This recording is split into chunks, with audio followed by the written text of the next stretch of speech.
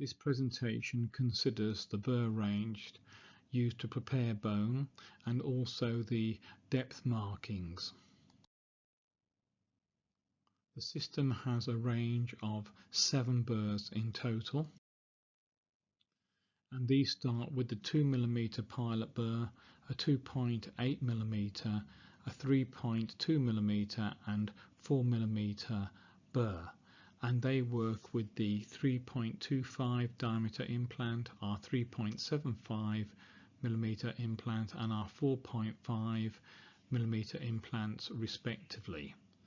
So we start with one pilot burr, and then depending on the diameter of the implant we have a finishing burr.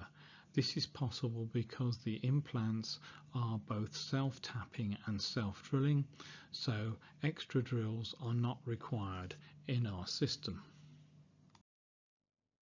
It is paramountly important to ensure that you are familiar with the depth markings on the burr range. They start at 5mm, the second depth marking is 7 to 8, the next is 10 to 12 and the last 15 to 17. These depths have been selected not only with the implant length range in mind, but also bearing in mind different types of protocol. For example, if you're doing a transalveolar sinus lift, you may want to drill to 5mm.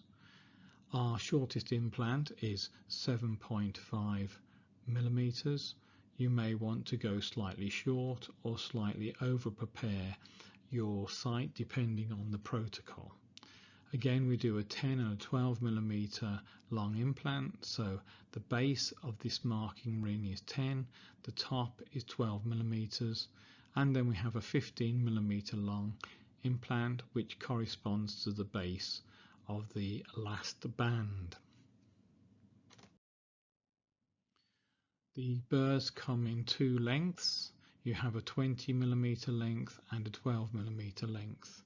Again, the 12mm length has markings, and these start at 5, 7 to 8 and 10 to 12, which correspond to implant lengths in our range. Now, it's very important to understand the drilling table, which has been designed according to the bone quality. So if you're intending to place a 3.25 diameter implant into soft bone, you would only drill up to the 2mm diameter pilot burr. However, if the bone was denser, say type D2 or D1 bone, you would actually drill up to the yellow burr, that's the 2.8mm burr, the full length. Again, when you're coming to look at a 3.75 implant, if you're in soft bone, you would end at the 2.8mm burr. However, if you're in dense D1 bone, you would drill the entire sequence, finishing on the 3.2mm diameter burr.